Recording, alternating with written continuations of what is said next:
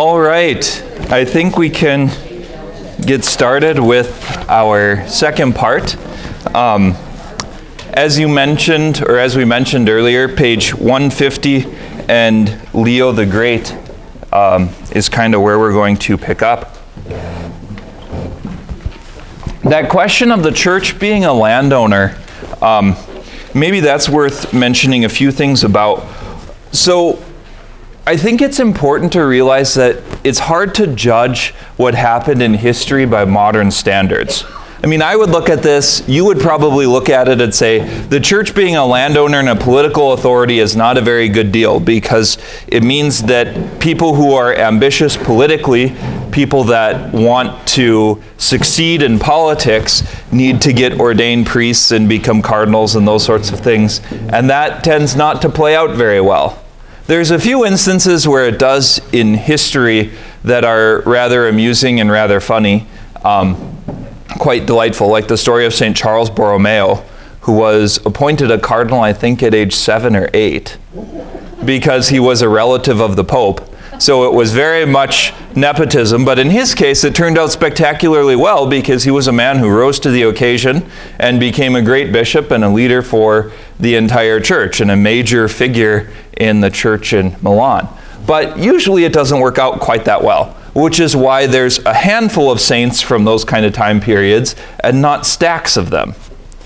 But on the other hand, the Pope being a landowner, so what essentially happens is the Pope makes a trade with Charlemagne. We'll talk about Charlemagne in a little while. But the Pope, there's a group called the Lombards that are invading Italy. They're a Germanic tribe. Those mean Germans, think German Vikings, and you're close to the truth.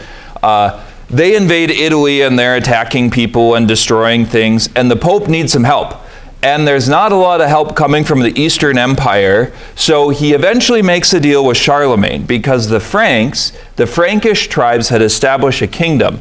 And if you follow the history a little bit in the rise of Islam, the Muslims move into Spain and start moving north, and they're defeated by a French king, or a Frankish king, that's better to say, Frankish king named Charles Martel. Charles the Hammer is what his name means. This is commemorated in the Song of Roland, which is one of the more important epic pieces of poetry for the Western Middle Ages. So the Frankish kings beat back the Muslims in France, and then they start organizing a kingdom. And it's the first kind of large-scale return of civilization, you could say, on the continent. It's very, very important for that way. So the Pope is like, well, Charlemagne, you know, you kind of want power and authority, so if you come and kick out the Lombards, I'll name you emperor. And so that's what happens. He comes and kicks out the Lombards, the Pope names him emperor, and as sort of a thank you, Charlemagne gives him a chunk of land in Italy that's kind of from Romish and those areas to the north a little bit. So it's not up by Milan and the Alps and that kind of area, and it's not the way south of Italy. That was much more controlled by the Eastern Roman Empire. It's the environs of Rome. I think it goes up to Florence and across the peninsula and stuff like that. And the popes sort of do this sleight of hand that's funny to modern ears, or that we would discount very, very strongly, but it happened and it was a big deal. So around that time, there was a document that comes out that's called the Donation of Constantine. And this purports to be from the Emperor Constantine, like back in the 300s, so 500 years earlier, about giving the Pope a chunk of land. And modern scholarship has decided that this is a forgery and a fraud and is not from Charlemagne, because it doesn't show up is not from Constantine, because it doesn't show up in the time of Constantine. It shows up much, much later. But regardless, it happened, and for hundreds of years this was, well, the Pope has the land because it was given to him by Constantine, and that was finally recognized by Charlemagne. So there's bad parts of that, and that the church can get involved in politics and involved politically, But there's also good things as well. It leaves the Pope freedom to govern the church and not be subject to another king. Because in the feudal world of Europe, as it develops, the ties that bind one set of people to the next step, like peasants to the next class of people, which is usually called knights, and knights to lords, and lords to kings. Those ties, like you swore an oath to God, and that was considered sacrosanct. Like there's a huge part of the history of the Middle Ages where the Pope gets really mad at one of the emperors. I think it's Frederick Barbarossa, who's much later. But he gets really mad at him, and so the decree that he publishes is this man has lost the right to rule, which means that he annuls, whether you can do this or not, ends up being a big fight, but he annuls all of those oaths that people took to serve the king, which means the nobles are no longer subject to the king, at least in the eyes of the church. And so they're like, this is a party, you know. And the king is like, oh shoot. I mean, that in some sense is a political masterstroke. With one swipe of the pen, he changed the political calculus in a way that very few other things could. On the other hand, it's a political masterpiece and it's not very theological and there's problems with it. But regardless, it's what happened. So the Pope having a kind of authority that's separate from secular authority and that's not under subject of the king is important. And this is actually part of what leads to the modern situation, which I would argue is actually very, very good for the church. And that is that the Pope is technically still a secular ruler. The area that he rules is just very small and doesn't include very many people. So the area that he rules is Vatican City, which oddly enough to us is formally defined as the Vatican, you know, the area that everyone thinks of, plus some extra buildings. There's a few seminaries that are included, like the North American College is part of Vatican City and not part of Rome. So our seminarians, well, we don't have seminarians there now. I think Bismarck still has guys over there, but like they're technically living in Vatican City and not in Italy.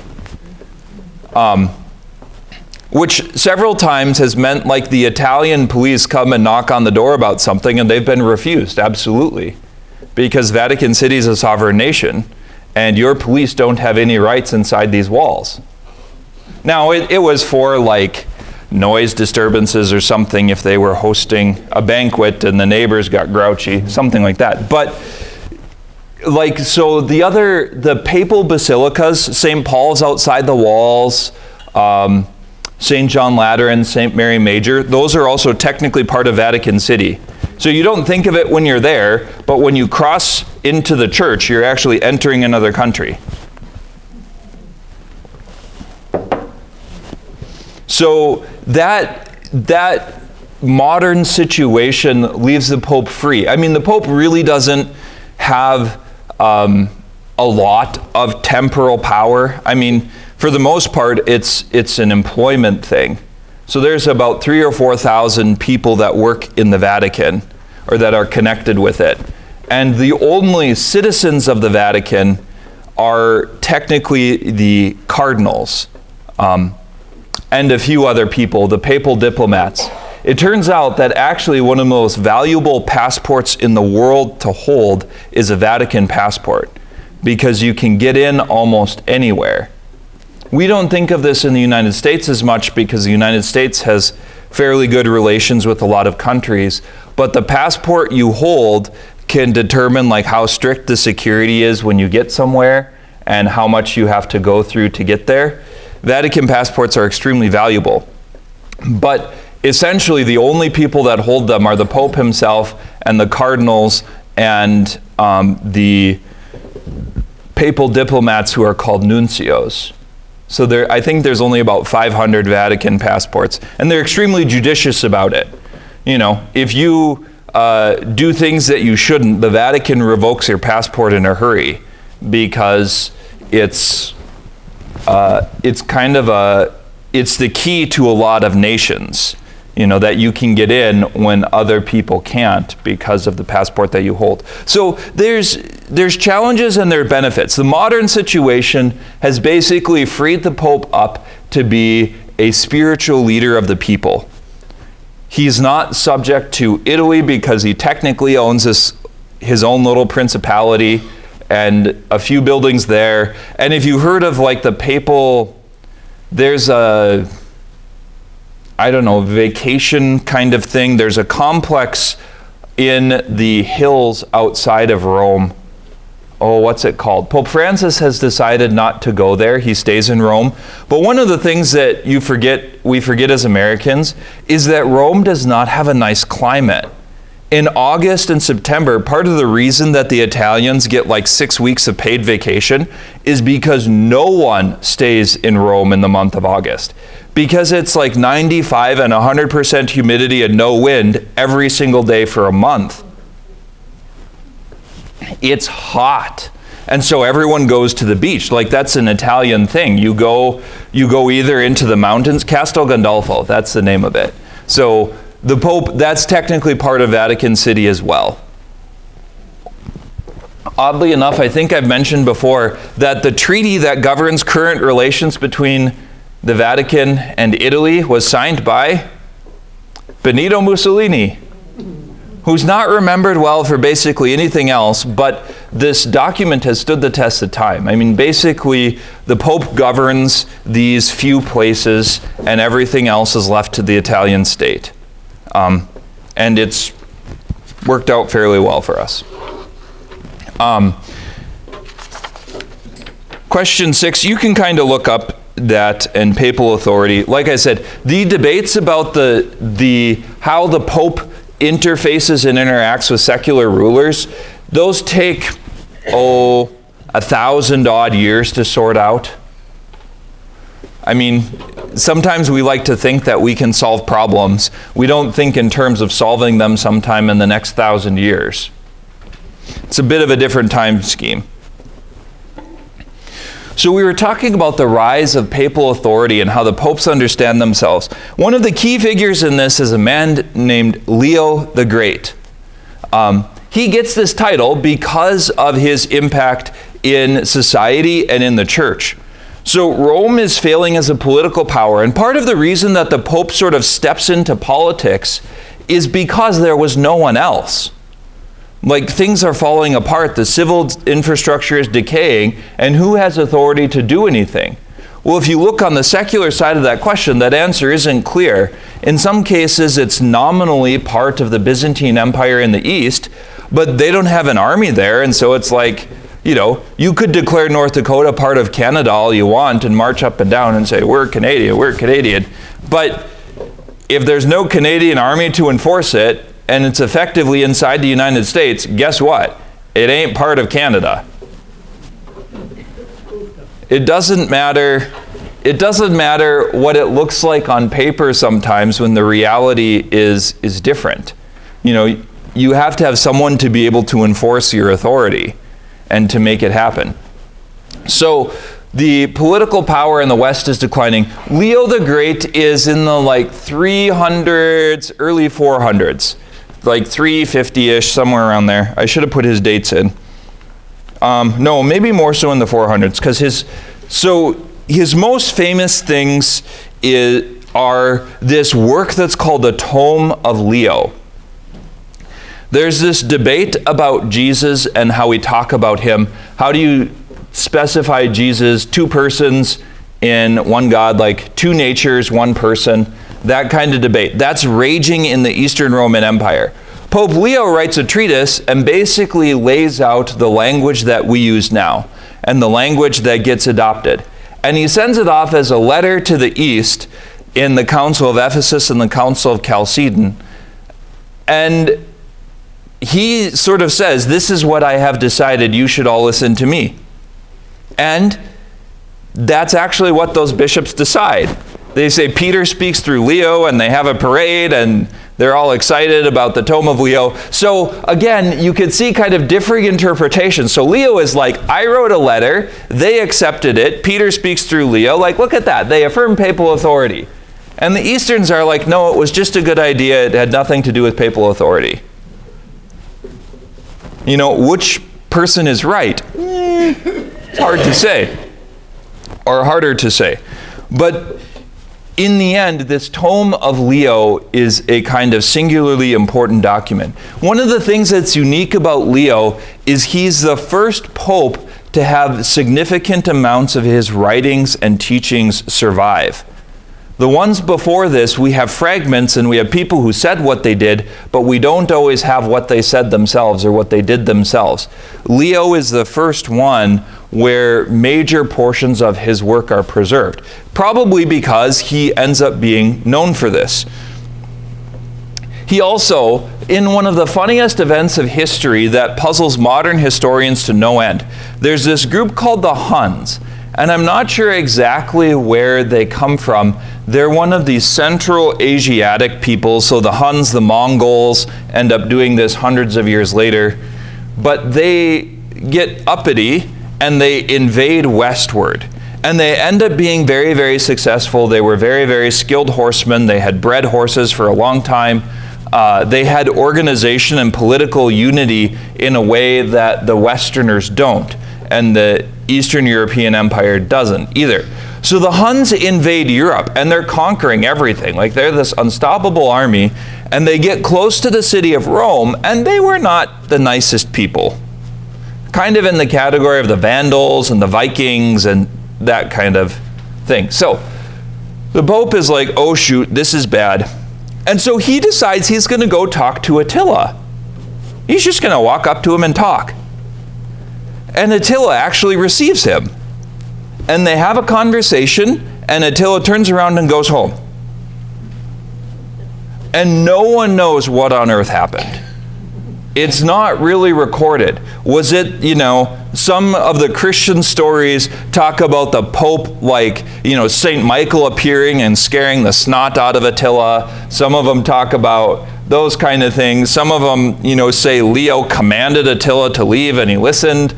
The secular rulers say things like, or the secular historians say things like Attila's army was devastated by this disease or that disease, or their supply lines were running out, or there was a crisis in leadership that he wanted to return home for. But it's sort of this singular event. Like the Pope goes out to talk to this guy who's burning down the countryside. I mean, it would be a little bit like someone, like the Pope making a trip to Russia to talk to Vladimir Putin, and he decided to take all of those armies home and end the war. I mean, it's that kind of figure. And the Pope just sort of waltzes in, and they have some kind of meeting and some kind of conversation that no one knows about, and then they leave.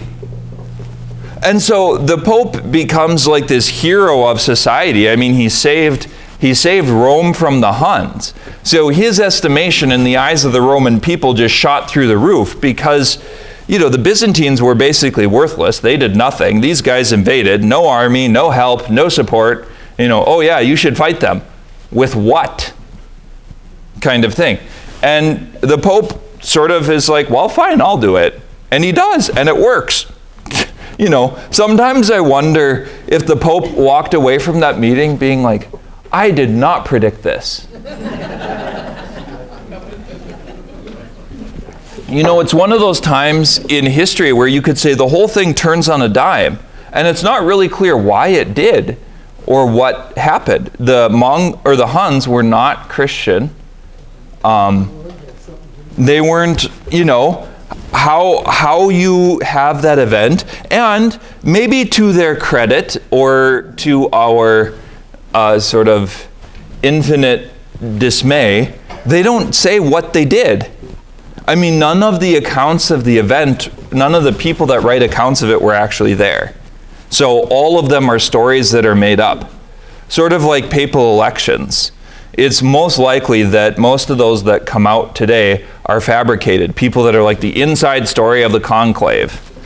Most of that is just made up. It's chimney smoke at best. Some of them might actually know it, but that's another puzzle that we'll save for another day. Anyway, the Council of Ephesus. So there is a controversy in the Eastern Roman Empire, and it happens in the West too. How do you describe Jesus? We use the language now, fully God and fully human, two persons, one God, that kind of thing. And we talk about the hypostatic union. That's all the language that we use. That comes from this council. And oddly enough, this is the council that affirms Mary as the mother of God.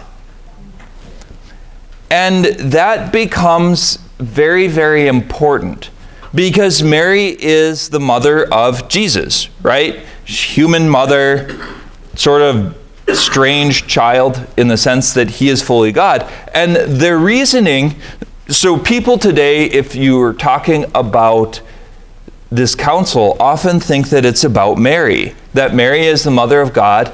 This is one of the holy days of obligation we celebrate on January 1st every year, New Year's Day, Mary, Mother of God. It comes from this council. But actually they were saying something about Jesus. And this is a good lesson for all of the Marian dogmas. Everything that we say about Mary is in reference to Christ. And they say Mary is the mother of God because Elizabeth uses that phrase, Mary, who am I that the mother of my Lord should come to me? When Mary goes to visit her at the visitation. So they use that phrase, Mary is the mother of God, Mary is the mother of the Lord. And because Mary is the mother of a person, the person has to have two natures that are united. Mary wasn't the mother of his humanity, and like his divinity was just sort of separate or added. Although it kind of looks like that, right? Because how can a human be the mother of God? We think in human terms that to be someone's mother, it means you came first, that you were there before they were. Otherwise, you don't have children before you exist. That would be problematic. That'd be kind of weird. You're born and you already have kids of your own. You've never thought about that, I bet. No, I'm stuck with you. I'll get it. But regardless, the idea is that because because people can't be divided. You either have a person or you don't. Right? Like you either exist as a human person or you don't. You're alive or you're dead, those kind of things. Because a person is united, you can't separate out parts of them. And that kind of unity is necessary for Jesus to save us. There's a ton of theological debate behind this. I'm sorry, it probably sounds like it's a little bit of Greek, but suffice it to say that it's incredibly important. This is necessary for the resurrection of the dead of Jesus to work and actually save us and bring us to heaven. Because one of the principles is that if Jesus didn't become human, then what did he save? Because God doesn't need salvation. God doesn't need to save himself. He's already God. He's already saved. And if he doesn't become human, then humanity didn't get saved. And if humanity didn't get saved, then Christianity is worthless. Then you lose the entire thing. But the idea is that because Jesus is fully God and fully human, and those two are united in him as a person, he actually saves us. It can sound like one of the finer points of theology, but it's a very, very significant thing. You can read piles and piles and piles of books about this and thousands of pages if you'd like.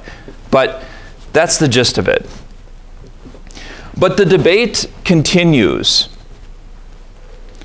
So there's another council that's called the Council of Chalcedon in 451. Ephesus is in 431, Chalcedon's in 451. And this is the one that comes up with the language that is in the current creed and the current way we think about things. It stretches back to this council. So that the human nature and the divine nature of Jesus are united in such a way that we call the hypostatic union. There's not just a conjunction. It's not like they sit alongside each other. That isn't a strong enough unity to affect salvation. That's the debate. There's a lot more to it, but That's the beginning of it.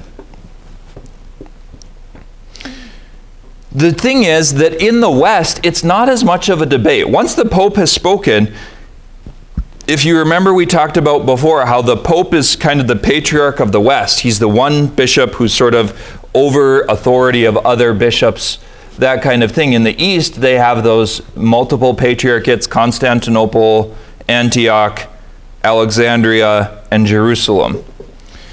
So in the East, they also have an emperor who gets involved in these things. And the emperor wants the church to make a decision so that there can be political unity.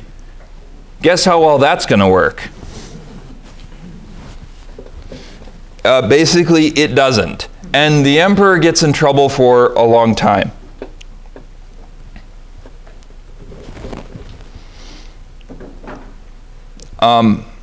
This is actually, so the councils of Ephesus and Chalcedon are what lead to the first major schisms in church history.